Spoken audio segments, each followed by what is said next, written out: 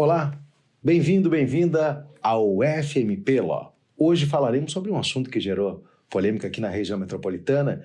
Vamos trazer a baila, o professor aqui da casa, que entende tudo sobre direito constitucional, procurador de justiça do Ministério Público do Rio Grande do Sul, doutor Luiz Fernando Calil de Freitas, professor aqui da graduação. Bem-vindo, professor.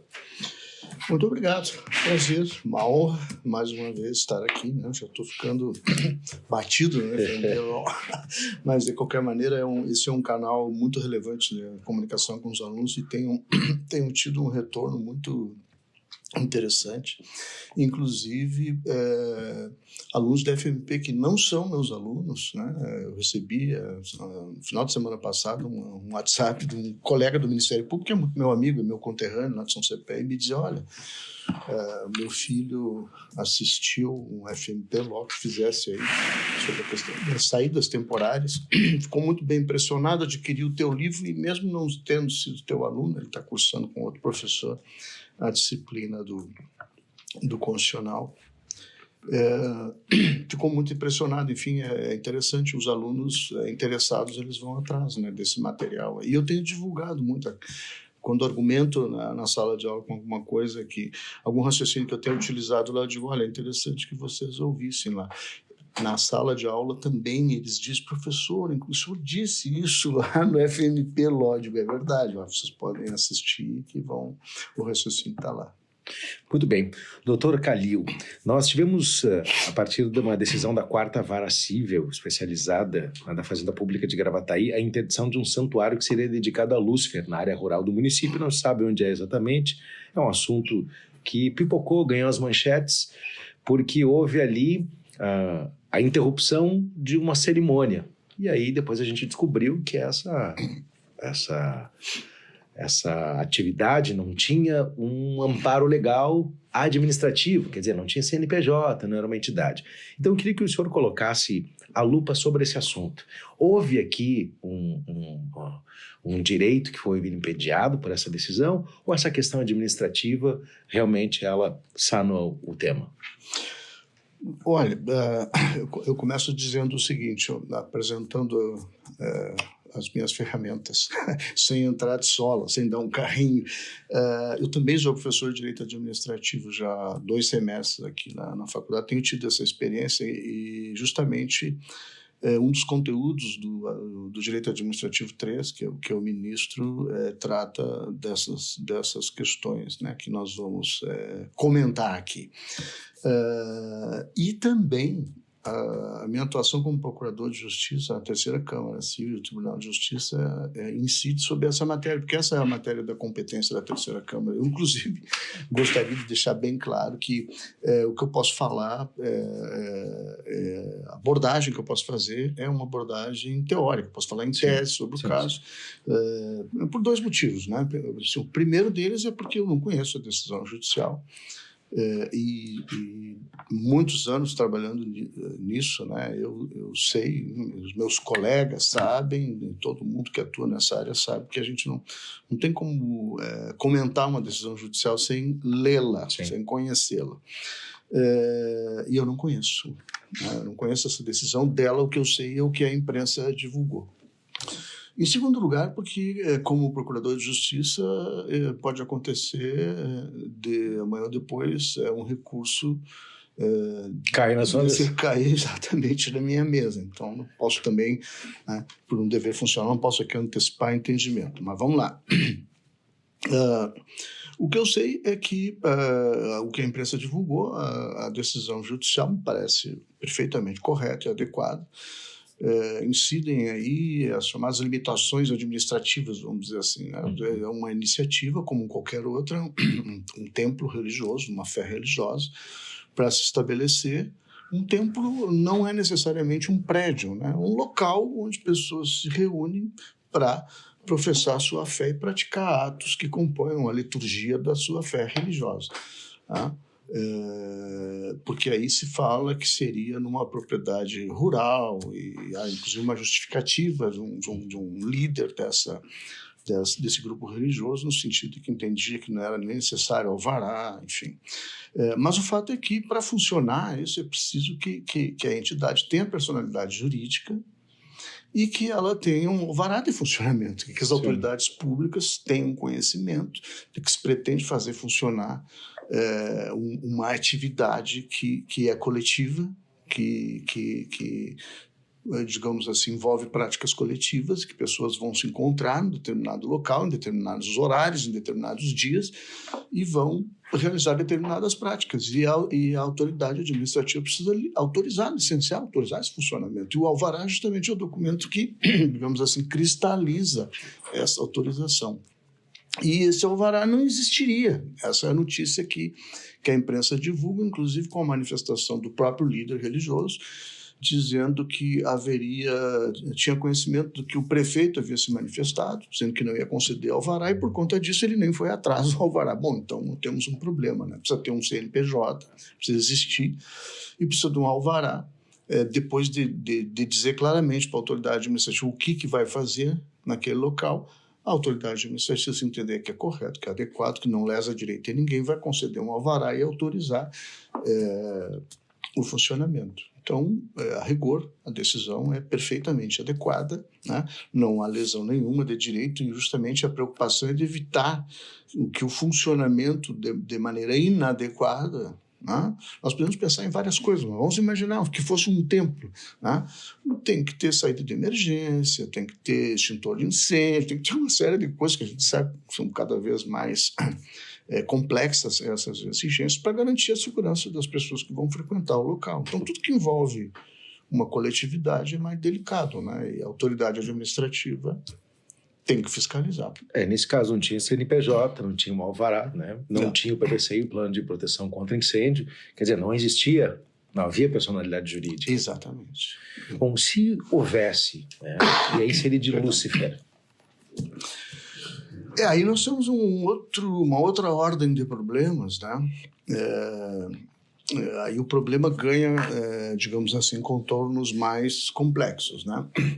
Então, a rigor, o que nós temos no direito constitucional brasileiro, já desde a primeira Constituição Republicana, é o chamado Estado laico.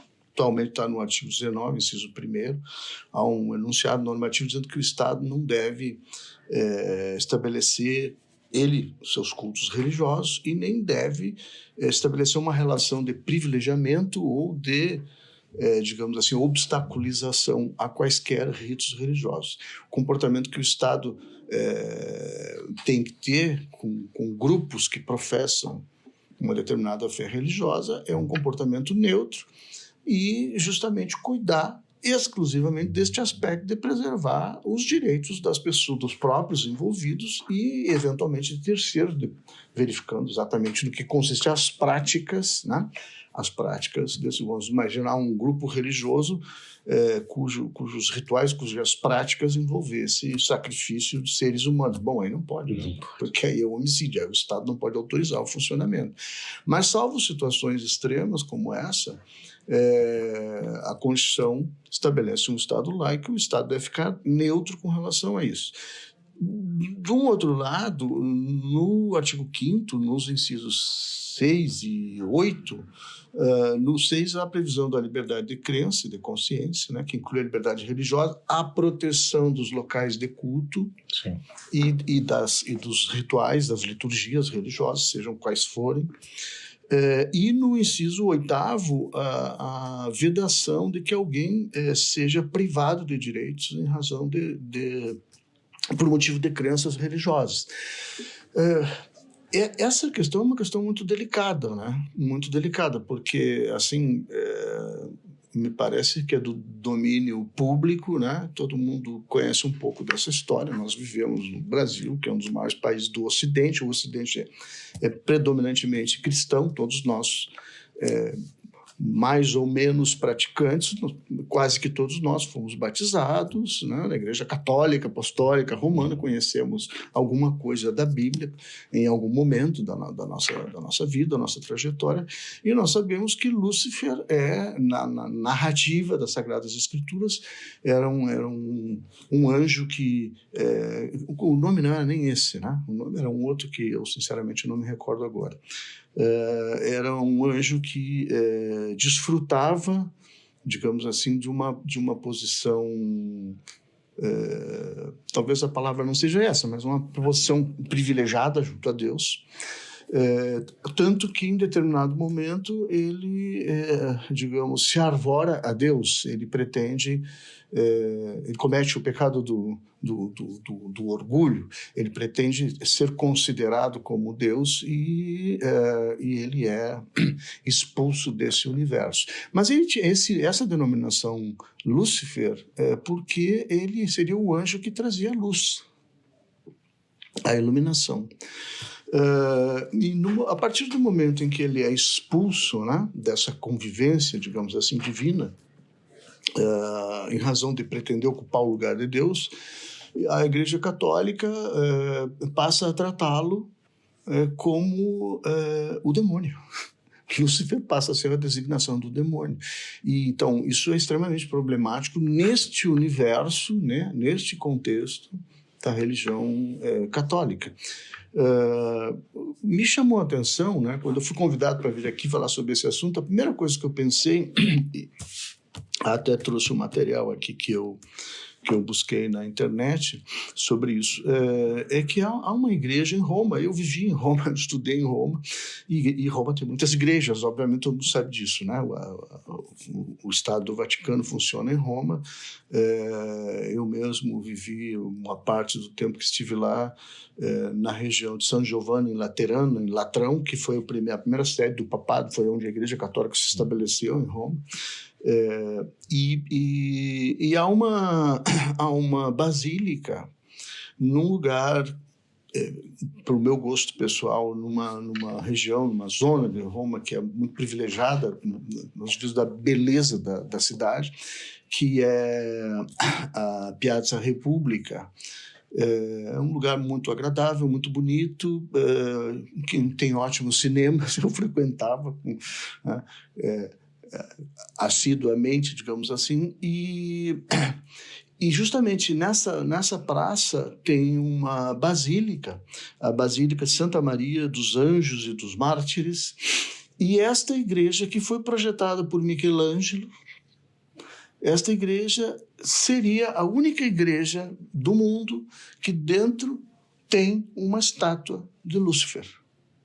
Isso sempre me chamou muita atenção. Eu já fui mais de uma vez. Esta é uma das igrejas que eu, obviamente, que não é por isso que eu vou. Eu vou porque eu acho que é um local muito belo, né? E foi projetado por Michelangelo, então acho que vale a pena a gente render um tributo a isso. Mas é uma das igrejas que eu gosto de visitar. São lugares muito especiais, né, que a cidade nos oferece.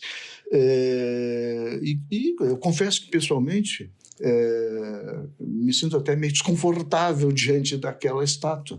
A igreja tem peças de arte, né? Ela é adornada ricamente, que são muito valiosas, que são muito consideradas, e não é só a estátua de Lúcifer que chama a atenção. Mas, de qualquer maneira, veja bem, há um envolvimento do personagem, né, Lúcifer, absolutamente problemático com a Igreja Católica. Mas a Igreja Católica Apostólica Romana, na cidade de Roma, dentro da qual está incrustado o Estado do Vaticano, nunca mandou retirar aquela estátua de Lúcifer de dentro de uma igreja.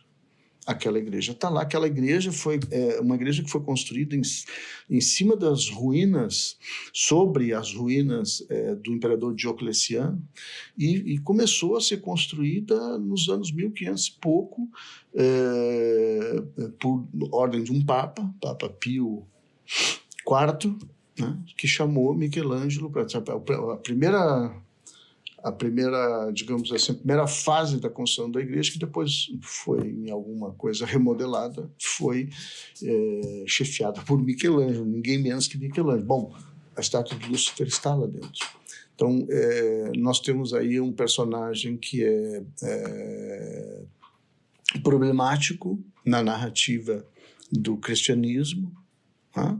E que em algum momento deixa de ser um dos mais próximos a Deus e passa a ser o oposto de Deus, deixa de ser aquele anjo que levava a luz, o portador da luz, e passa a ser aquele que vive no lugar onde não há luz, nas trevas, né? onde não há Deus, onde Deus não reina, reina o caos. Enfim, é toda uma situação do ponto de vista religioso, né? do simbolismo religioso, extremamente delicado e muito relevante, né? Repito, do ponto de vista religioso, mas acredito que isso, do ponto de vista jurídico, não tem significado nenhum. Ou seja, as pessoas podem adorar o que quiserem, desde que não matem ninguém, não cometam nenhum ilícito, nenhum crime. Exatamente. As pessoas podem... É o que a Constituição diz, né? As pessoas podem ter a sua fé religiosa e têm o direito, inclusive, não apenas de ter a sua fé religiosa, mas de ter protegido os locais de culto e as liturgias, as práticas litúrgicas da sua religião, desde que essas práticas não envolvam a violação de direitos de terceiros. Tá? Essa é a questão essencial. O Estado não pode tolerar qualquer prática contrária ao direito, seja ela realizada por quem quer que seja, nem mesmo um grupo religioso. Mas, a rigor, tá? O Estado não interfere na religiosidade das pessoas e não pode discriminar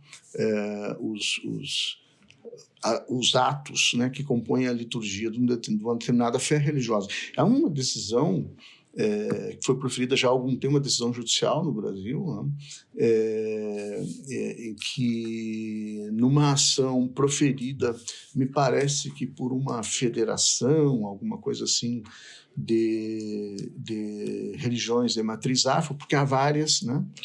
É muito diversificado isso. Um julgador, um juiz de primeiro grau, teria negado a proteção constitucional a pessoas, um pequeno grupo de pessoas de uma dessas religiões de matriz afro, dizendo que essas práticas, elas não são, na verdade, práticas religiosas, porque sequer isso pode ser chamado de religião, e aqui não tem nada a ver Lúcifer com matriz africana, eu estou apenas exemplificando, mas que isso não pode nem ser chamado de religião porque não tem um livro sagrado e porque não tem uma hierarquia organizacional. Mas esse é um pensamento equivocado. Essa decisão foi modificada rapidamente, né, sem qualquer dificuldade, porque não é isso que caracteriza uma fé religiosa, né? Não precisa ter um livro sagrado e nem precisa ter uma hierarquia, um papa, cardeais, bispos, etc., como a gente conhece na Igreja Católica, que é mais visível para todos nós. Sim. A gente pode arrematar esse assunto dizendo o seguinte: a questão de Gravataí não se invadiu um direito, era uma questão administrativa mesmo. É uma questão administrativa mesmo. Mas, veja bem, eu não sei e nem quero lançar essa pecha sobre a decisão judicial ou os interesses do prefeito de Gravataí, que eu nem sei quem é. Enfim.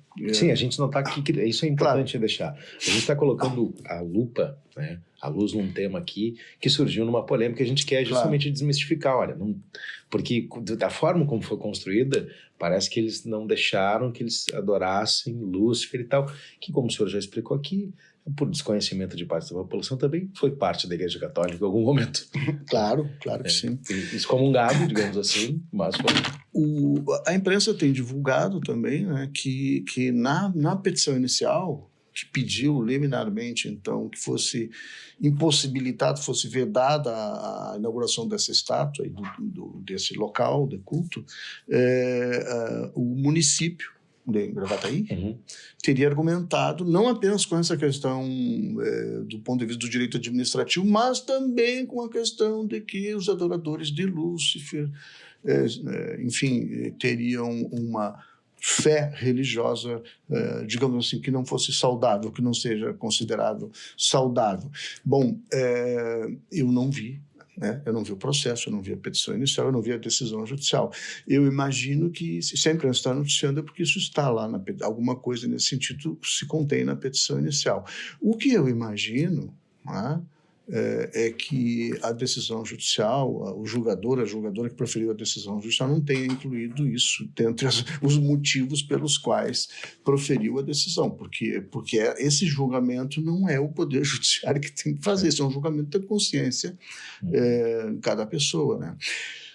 Mas isso nos remete a uma outra questão, que durante muito tempo no Brasil foi muito problemática, né? O Brasil é um país imenso, tem uma população imensa e tem uma contribuição, de novo, eu vou usar como exemplo as religiões de matriz africana. Há inúmeros cultos, né, que têm matriz, que têm origem, né, nas religiões afro, e durante muito tempo no Brasil, logo depois da vigência da primeira Constituição Republicana, de 1891, que é a que introduz o Estado laico, né? Porque, embora, professor, fazer um parênteses, muitas escolas com uma cruz e muitos fóruns com uma cruz. Sim, também, sim. A questão simbólica enfim, é real, efetiva. O fato é que, agora mesmo, nas férias deste ano, intervalo entre os 2 semestres, eu participei de uma banca de uma aluna aqui da FMP, orientada pela professora Raquel Sparenberg, um trabalho sensacional justamente sobre liberdade religiosa e religiões de matriz afro, e ela faz todo um levantamento, há toda uma literatura jurídica, sociológica, não de cunho propriamente religioso, que trata disso, né? Pelo viés, digamos assim, do movimento de emancipação dos negros no Brasil. E é muito interessante porque o trabalho trouxe, e me parece que foi digamos assim, uma construção genial da aluna que elaborou o trabalho. Ela fez uma crítica que esses autores que estudam o assunto apresentam, de uma tradição histórica e social que há no Brasil, e antropológica, inclusive, em alguns momentos o judiciário ter se utilizado, o que, repito, eu não acredito que aconteça ainda hoje, salvo casos isolados, de expressões, digamos assim, que a gente chama no direito que são cláusulas gerais, conceitos jurídicos indeterminados. Uma legislação que autorizava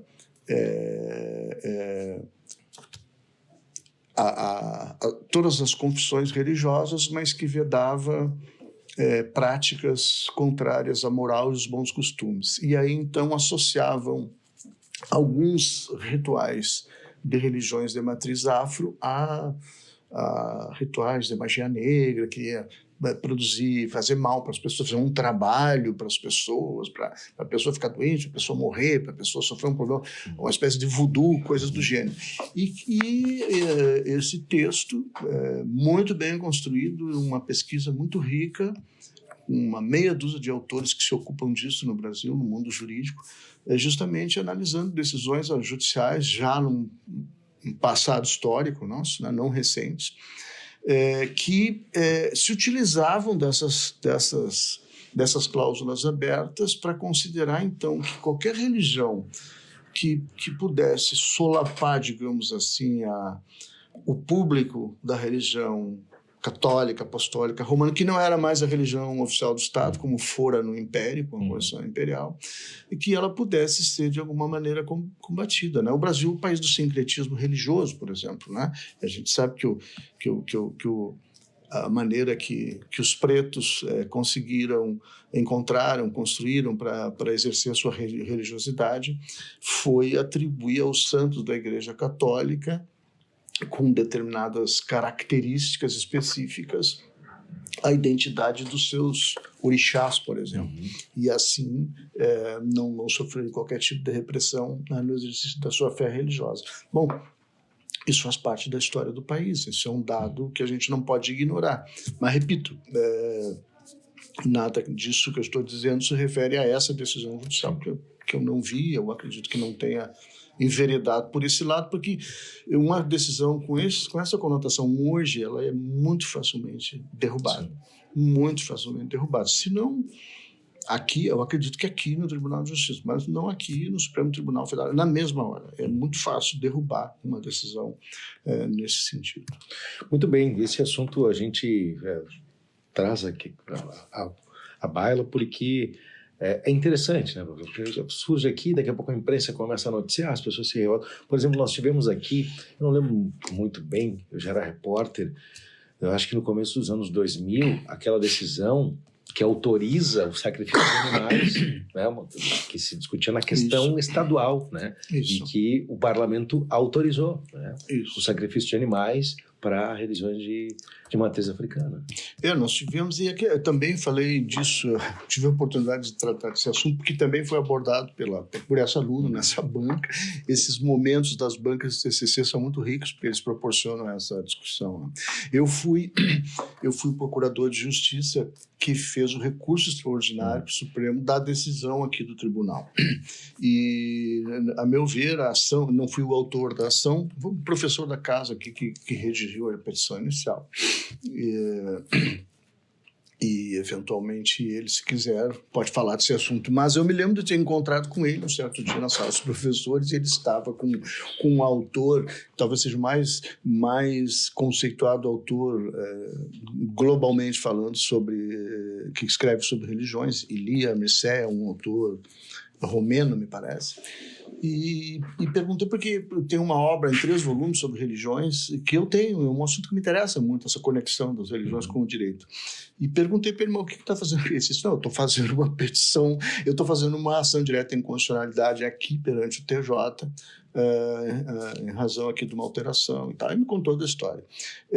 A ação do Ministério Público, ela tinha preocupação de permitir que qualquer religião que inclua entre as suas liturgias, suas práticas, sacrifícios de animais domésticos, pudesse fazê-los, e que não apenas, como expressamente ficou constado na lei, as religiões de matriz afro, porque de fato, então foi eu lá no Elia Mircea catar isso num dos 3 volumes, e ele tem lá um rol de manifestações religiosas que se utilizam da prática de sacrifício de animais. Bom, é conhecida a passagem bíblica, né, em que Deus pede que o pai sacrifique o próprio filho, e o pai se prepara para fazer o sacrifício, e até que ouve a voz de Deus dizendo, não, eu estava testando a tua fé, não é isso? Então, nos princípios, né, também se incluía esse grau de considerações, digamos assim, na fé